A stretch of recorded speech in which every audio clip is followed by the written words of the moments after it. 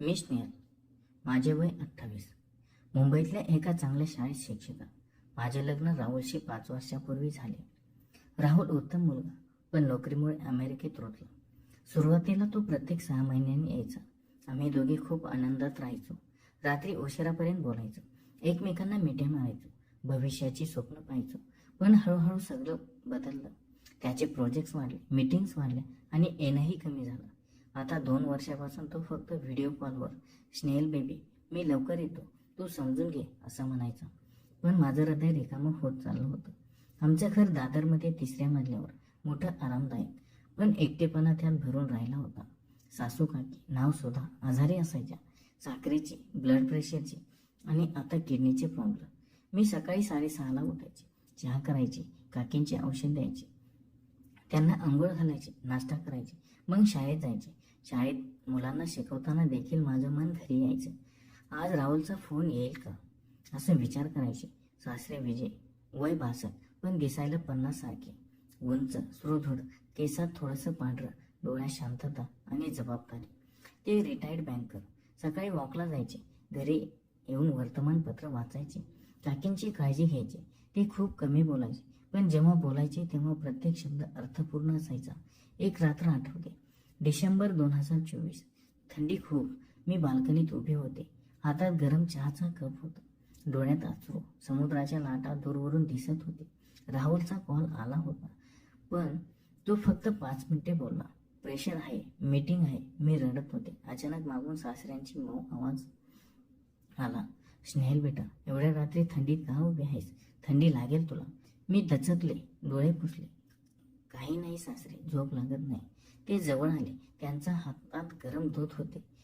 हे पिऊन घे, शरीर आणि मन दोन्ही गरम होईल. ते माझ्या शेजारी बसले. आम्ही शांत बसलो. काही वेळाने ते म्हणाले, राहुलची आठवण येते ना?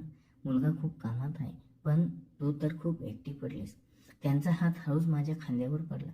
फक्त पितृत्वाचा स्पर्श, पण मनाला वर्षानुवर्षे स्पर्शच नव्हता. मी अनायासे त्यांच्या खांद्यावर डोके टेकले.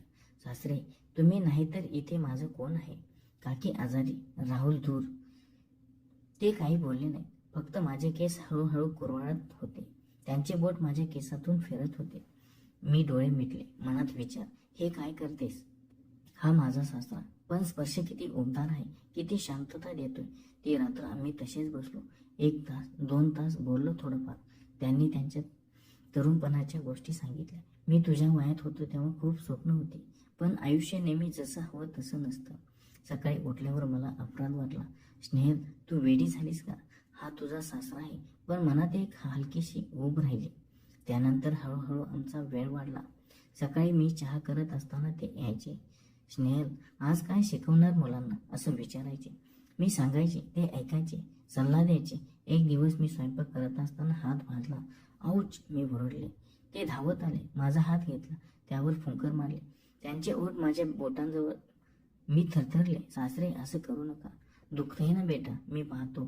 त्यांचा स्पर्श मऊ, काळजीने भरलेला. मी त्यांच्याकडे पाहिलं. त्यांचे डोळे माझ्यावर टिकले होते. मला एक विचित्र आकर्षण जाणवलं. रात्री काकी झोपल्या की आम्ही लिव्हिंग रूममध्ये बसायचो, टीव्ही पाहायचो, पण नजर एकमेकींकडे. तुम्ही थकला नाही का सासरे? मी विचारायचे. तू थकलीस तर मला बरं वाटत नाहीस नाही, ते म्हणायचे. एक संध्याकाळ मी खूप उदास होते. राहुलचा मेसेज आला, उशिरा कॉल करेल. मी रडले. सासरे आले, मला मिठी मारली. रडू नकोस, मी आहे ना. त्यांची छाती उबदार. मी त्यांच्या गळ्यात हात टाकला. आम्ही मिनिटभर तसेच. मनात संशय, हे बरोबर नाही, पण किती बरं वाटतंय. दिवस जात होते. सासरे मला मदत करायला लागले. बाजारात जायचे, सामान आणायचे, स्वयंपाकात हात लावायचे. तू शाळेतून ये, मी बाकी करतो. त्यांचं हे वागणं मला भावलं. मी त्यांच्यासाठी विशेष जेवण करायचे. ते खाऊन माझी स्नेहल खूप चांगली स्वयंपाकी आहे म्हणायचे. मी लाजायचे. एक रात्र बाल्कनीत आम्ही पुन्हा बसलो. चांदणं पडलं होतं. ते म्हणाले, स्नेहल, तू माझ्या आयुष्यात आलीस तेव्हा एक नवा प्रकाश दिसला. मी त्यांच्या हातात हात घातला. सासरे, तुम्ही मला एकटे पडू देत नाही, यात खूप मोठं आहे. त्यांचा हात माझ्या पाठीवर फिरला, हळू, प्रेमानं. मी त्यांच्या खांद्यावर डोकं ठेवलं. मनात विचार, हे आकर्षण काय आहे? अनैतिक वाटते, पण हृदयाला शांती मिळते. ती रात्र आम्ही खूप बोललो. त्यांनी सांगितलं काकींच्या आजारपणाबद्दल, त्यांच्या एकटेपणाबद्दल. मी सांगितलं राहुलच्या दूरपणाबद्दल. आमचे श्वास एकमेकांत मिसळले. त्यांचे ओठ माझ्या कपाळावर हळू लागले. मी दूर सरकले नाही. असं हळूहळू आमचं भावनिक बंध वाढत गेलं. छोटे स्पर्श, दीर्घ नजर, मनातील गुपित शेअर करणं. मी स्वतःला समजायची फक्त आधार आहे, पण मनात रोमॅन्टिक भावना रुंजी घालायची. काकींची तब्येत दिवसेंदिवस खालावत चालली होती. डॉक्टरांनी सांगितले की हॉस्पिटलमध्ये ॲडमिट करावं लागेल. त्या दिवशी सकाळी मी शाळेतून घरी आले तेव्हा सासरे काकींच्या बेडजवळ बसले होते. त्यांचा चेहरा थकलेला दिसत होता. मी चहा घेऊन गेले. सासरे, काहीतरी खा, तुम्ही काळजी घ्या. ते माझ्याकडे पाहून हसले. ते हास्य माझ्या मनात रुंजी घालायचे. स्नेहल, तू नसतीस तर मी काय करायचो? त्यांचा आवाज मऊ होता. काकी झोपल्या होत्या. आम्ही दोघे स्वयंपाकघरात गेलो. मी जेवण तयार करत होते. ते मागे उभे राहिले. त्यांचा हात हळूच माझ्या खांद्यावर पडला. तू खूप थकले आहेस बेटा. राहुल दूर आहे. मी आहे ना तुझ्यासाठी. मी थरथरले. त्या स्पर्शात आता फक्त आधार नव्हता, काहीतरी अधिक होतं. सासरे, असं करू नका. लोक काय म्हणतील? पण माझा आवाज कमजोर होता. ते जवळ आले. त्यांचा श्वास माझ्या गळ्याजवळ. कोणाला कळणार? हे घर आमचं आहे. तू एकटी, मी एकटा. प्रेम कधी चुकीचं नसतं. त्या दिवशी काकींना हॉस्पिटलमध्ये नेलं. घरी परत आल्यावर घर एकदम शांत वाटलं. फक्त मी आणि सासरे. रात्री जेवण झाल्यावर आम्ही लिव्हिंग रूममध्ये बसलो. टीव्ही चालू होता, पण कोणाचं लक्ष नव्हतं. मी थंडीने कापत होते. सासरे म्हणाले, स्नेहल, इकडे ये माझ्याजवळ. मी त्यांच्या कुशीत शिरले. त्यांची छाती ओबदार, हृदयाचा धडधड स्पष्ट ऐकू येत होता. त्यांचा हात माझ्या पाठीवरून हळूहळू फिरत होता. कमरेवर, मग खांद्यावर, मग केसात. स्नेहल, तुला कधी स्पर्श करतो, कधी मिठी मारतो. ते कुजबुजले. मी रडले. 2 वर्षे झाली. फक्त व्हिडिओवर मिस यू म्हणतो. त्यांनी माझा चेहरा वर केला. आमचे डोळे भेटले. क्षणभर सगळं जग थांबलं. त्यांचे ओठ माझ्या ओठांवर लागले. पहिलं खरं दीर्घ चुंबन, मऊ भावनांनी भरलेलं, प्रेमाने ओथंबलेलं. मी दूर सरकले नाही. शरीर थरथरलं, मन गोंधळलं. सासरे, हे पाप आहे. तुम्ही राहुलचे बाबा. स्नेहल, आयुष्य खूप छोटं आहे. तू मला नवं जीवन देत आहे. त्यांचा हात माझ्या गालावर, मग मानेवर. आम्ही तासभर तसेच बसलो, बोलत, स्पर्श करत, एकमेकांच्या मनातले गुंफीत सांगत.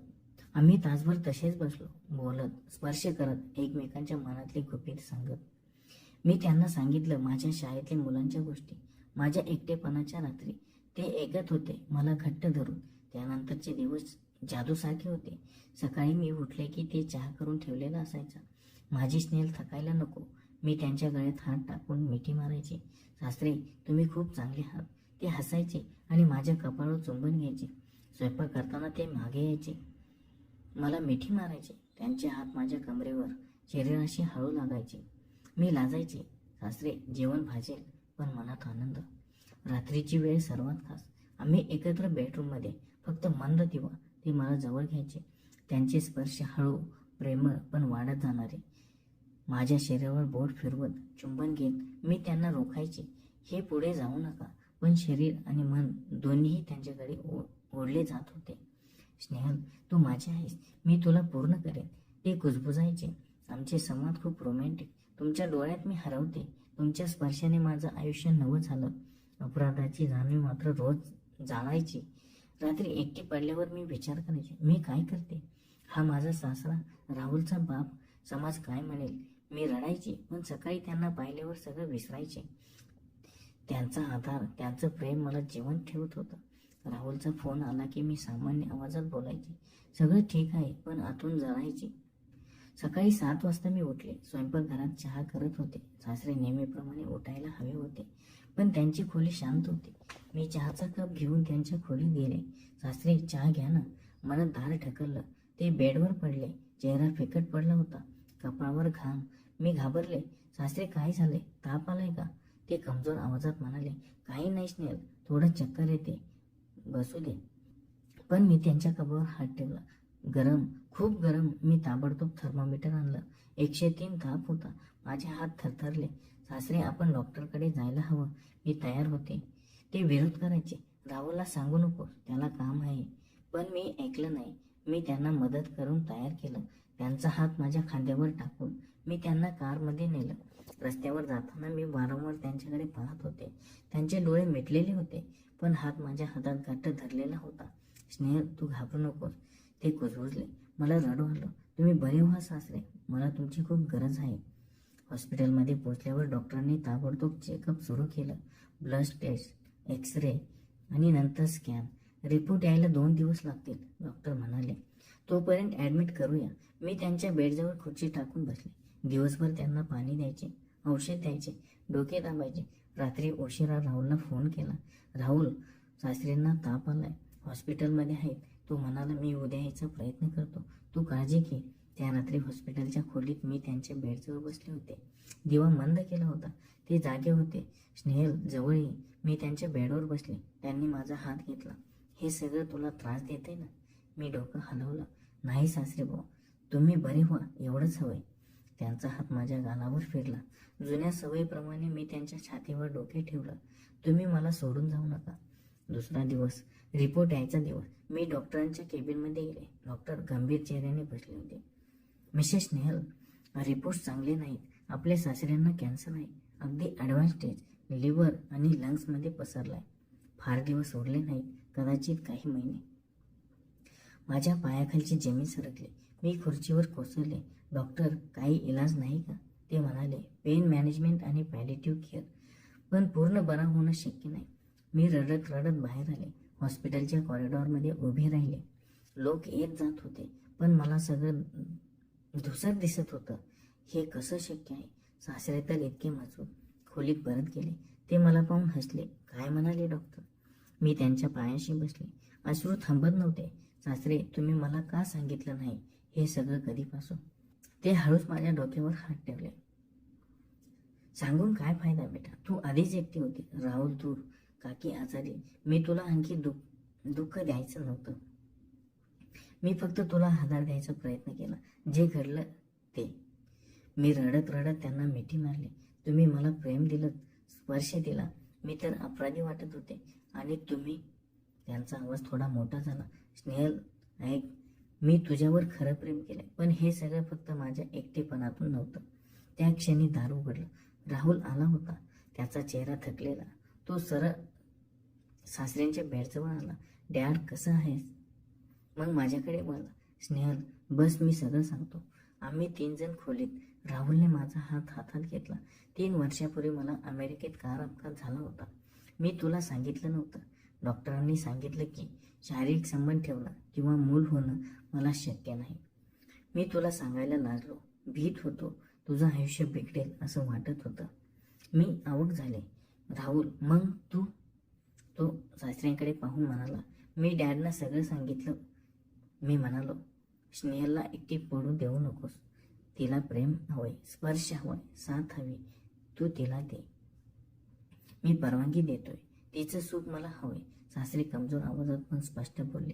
मी सुरुवातीला तयार नव्हतो, पण राहुलने खूप आग्रह केला. त्याला माहीत होतं की माझं आयुष्य जास्त उरलेलं नाही. मी तुला दुखवून इच्छित नव्हतो. हळूहळू तुझ्याशी जवळीक वाढली. प्रत्येक स्पर्श, प्रत्येक चुंबन ते प्रेमाचे होते. मी तुला जबरदस्ती कधी केली नाही. तुझ्या मनात प्रेम रुजावं म्हणून वाट पाहिली. मी दोघांकडे पाहत होते. डोळ्यात अश्रू, मनात हजार प्रश्न. म्हणजे जेव्हा आम्ही बाल्कनीत बसलो, जेव्हा मसाज केला, जेव्हा रात्री एकत्र झोपलो, सगळं तुमच्या दोघांच्या प्लॅनिंगप्रमाणे. राहुलनं माझ्या गालावरून अश्रू पुसले. हो स्नेहल, मी तुला खूप प्रेम करतो, पण मी तुला पूर्ण करू शकत नव्हतो. डॅड तुला ते देतील असं वाटलं. ते तुझ्यासाठी त्याग करत होते. मी सासऱ्यांकडे वळले. तुम्ही मला सांगितलं असतं तर? ते हसले. दुःखी पण प्रेमळ हसे. तुला अपराध वाटला असता, गैरसमज झाला असता. मी तुला हळूहळू जवळ केलं. तुझ्या एकटेपणात तुला आधार दिला. तू मला खूप आनंद दिला स्नेहल. माझ्या शेवटच्या दिवसात तू मला नवं जीवन दिलंस. त्या दिवसभर आम्ही 3 जण बोलत होतो. मी माझ्या मनातील सगळे गोंधळ सांगितले. मी स्वतःला पापी समजत होते, अनैतिक वाटत होतं. राहुल म्हणाला, ते प्रेम होतं स्नेहल, कुटुंबाचं प्रेम, वेगळ्या रूपात. हॉस्पिटलमधले पुढचे दिवस खूप भावनिक होते. मी सकाळी सकाळी यायची, त्यांना अंघोळ घालायची, जेवण भरवायचे. राहुलही राहिला. आम्ही तिघे मिळून आठवणी सांगायचो. सासरे कमजोर होत चालले होते, पण त्यांचे डोळे माझ्याकडे पाहताना चमकायचे. स्नेहल, तू माझी सर्वात मोठी देणगी आहेस. एक रात्र मी त्यांच्या बेडजवळ बसले होते. राहुल बाहेर कॉफी घ्यायला गेला होता. सासरे म्हणाले, स्नेहल, मला वचन दे, मी गेल्यावर राहुलला सोडू नकोस. त्याला तुझी गरज आहे. आणि माझी आठवण ठेव. मी रडत रडत त्यांच्या हातावर डोके ठेवलं. तुम्ही मला सोडून कसं जाल सासरे? ते माझ्या केसात बोट फिरवत होते. जुन्या सवयीप्रमाणे प्रेम कधी संपत नाही, ते रोग बदलते. राहुल परत आला. आम्ही तिघे एकत्र बसलो. राहुलने सांगितलं की तो आता जास्त वेळ भारतात राहणार आहे. आम्ही 3 जण एक कुटुंब आहोत स्नेहल. वेगळं पण एक. माझ्या मनात गोंधळ हळूहळू शांत होता. गैरसमज दूर होत होता. जे अनैतिक वाटत होते ते आता त्याग आणि प्रेमाचं रूप घेत होते. सासऱ्यांच्या शेवटच्या दिवसात मी त्यांना पूर्णपणे समर्पित झाले. आमचे क्षण खूप भावनिक, प्रेमळ होते. मी त्यांना आठवणी सांगायची, गाणी म्हणायची, हात धरून बसायची. हॉस्पिटलमधून घरी परत आल्यावर आम्ही सासऱ्यांच्या खोलीला आरामदायक बनवलं. राहुलने ऑफिसला सांगितलं की तो काही महिने भारतातच राहणार आहे. स्नेहल, आता मी तुझ्यासोबत आहे, डॅडसाठी आणि तुझ्यासाठी, तो म्हणाला. सकाळी मी उठले की प्रथम सासऱ्यांच्या खोलीत जायचे. त्यांना पाणी द्यायचे, औषध द्यायचे, चेहरा पुसायचे. सासरे, आज कसं वाटतंय? मी हसत विचारले. ते कमजोर हास्य देत, तू आलीस की सगळं बरं वाटतं स्नेहल. एक सकाळ मी त्यांना अंघोळ घालत होते. राहुल बाहेर होता. सासरे बेडवर बसले होते. मी त्यांच्या केसात पाणी घालत होते. त्यांचा हात हळूच माझ्या हातात आला. स्नेहल, आठवते ती बाल्कनीतली रात्र, जेव्हा तू पहिल्यांदा माझ्या खांद्यावर डोकं टेकवलंस? मी होकार दिला. आठवते सासरे, तेव्हा मी खूप गोंधळले होते. आता सगळं कळलंय. ते म्हणाले, मी तुला कधी दुखवू इच्छित नव्हतो. प्रत्येक स्पर्श, प्रत्येक चुंबन ते तुझ्यासाठी होते. राहुलने मला परवानगी दिली होती, पण माझं प्रेम खरं होतं. मी त्यांच्या छातीवर डोके ठेवलं. तुम्ही मला एकटेपणातून बाहेर काढलं. मी तुमच्यावर प्रेम केलं सासरे, खरं प्रेम. आम्ही तसेच काही वेळ बसलो. राहुल आला तेव्हा आम्हाला पाहून हसला. तुम्ही दोघे खूप सुंदर दिसता. त्याने आम्हाला एकत्र पाहिलं आणि त्याच्या डोळ्यात आनंद होता, मत्सर नव्हता. दिवस जात होते. सासऱ्यांची भूक कमी झाली होती. मी त्यांच्यासाठी विशेष जेवण बनवायचे. हलकं खिचडी, फळांचा रस, त्यांना आवडणारं सूप. स्नेहलचा हाताचा स्वाद नेहमीच वेगळा. ते म्हणायचे. आम्ही 3 जण एकत्र जेवायचो. संध्याकाळी बाल्कनीत बसायचो. राहुल सासऱ्यांच्या जुन्या आठवणी सांगायचा. डॅड, तेव्हा तुम्ही मला सायकल शिकवताना. सासरे हसायचे आणि माझ्याकडे पाहायचे. आणि स्नेहल, तू मला नवं शिकवलंस, प्रेम कसं असते ते. रात्रीची वेळ सर्वात भावनिक असे. मी सासऱ्यांच्या बेडजवळ बसायचे. त्यांचा हात हातात घेऊन गाणी म्हणायचे. तुम्हाला आवडणारं ते गाणं. ते डोळे मिटून ऐकायचे. त्यांचा हात माझ्या केसात फिरायचा. जुन्या सवयीप्रमाणे. स्नेहल, मी गेल्यावर रडू नकोस. माझी आठवण ठेव. राहुलला सांभाळ. मी रडत म्हणायची. तुम्ही जाऊ नका सासरे, आम्हाला सोडून कसं? राहुल बाजूला उभा राहून आम्हाला पाहायचा. स्नेहल, डॅड तुझ्यामुळे शेवटचे दिवस सुखाने जगत आहे. एक रात्र मी त्यांच्या बेडवर शेजारी बसले. राहुल थोडं झोपला होता. सासरे कमजोर आवाजात म्हणाले, स्नेहल, मला वचन दे, आयुष्यात प्रेमाला कधी कमी पडू देऊ नकोस. ते वेगळ्या रूपात येतं. मी गेलो तरी माझं प्रेम तुझ्या मागे राहील. मी त्यांच्या कपाळावर चुंबन घेत वचन देते सासरे, तुम्ही मला खरी प्रेमाची शिकवण दिली. त्याग, विश्वास आणि शांतता. आमचे शेवटचे क्षण खूप प्रेमळ होते. मी त्यांना घट्ट धरलं होतं. त्यांचा श्वास हळूहळू शांत होत होता, पण चेहरा समाधानी होता. दुसऱ्या दिवशी सकाळी सासरे शांतपणे निघून गेले. मी त्यांच्या छातीवर डोके ठेवून रडत होते. राहुलने मला घट्ट मिठी मारली. तो आता शांत आहे स्नेहल. त्याने आपलं काम पूर्ण केलं. अंत्यसंस्कार, लोकांचं येणं जाणं, सगळं धुसत होतं. पण मनात एक गोष्ट स्पष्ट होती. सासऱ्यांनी मला दिलेलं प्रेम खरं होतं. सासरे गेल्यावर घर शांत झालं. पण राहुल आता पूर्णपणे घरी राहू लागला. त्याने नोकरीत बदल केला. आम्ही दोघे एकत्र नवं आयुष्य सुरू केलं. सकाळी चहा एकत्र प्यायचो. तो म्हणायचा, स्नेहल, डॅडनी तुला जे दिलं ते मी पूर्ण करू शकणार नाही, पण मी तुझ्यासोबत आहे. मी त्यांच्या खांद्यावर डोके ठेवायचे. राहुल, तू मला समजलंस. सासऱ्यांनी मला शिकवलं की प्रेम शरीरापुरतं नसतं. दिवसेंदिवस आमचा संबंध अधिक मजबूत झाला. मी शाळेत जायचे. घरी येऊन त्यांच्यासाठी जेवण करायचे. संध्याकाळी आम्ही बाल्कनीत बसायचो, जिथे सासऱ्यांची पहिली जवळीक झाली होती. आठवते, मी विचारायची. राहुल हसायचा. हो, डॅडनी तुला दिलेली ऊब मी कधी विसरणार नाही. काही महिन्यांनी आम्ही एक छोटी ट्रिप प्लॅन केली. पुण्याजवळ एक शांत ठिकाण. तिथे आम्ही दोघे एकमेकांच्या जवळ बसलो.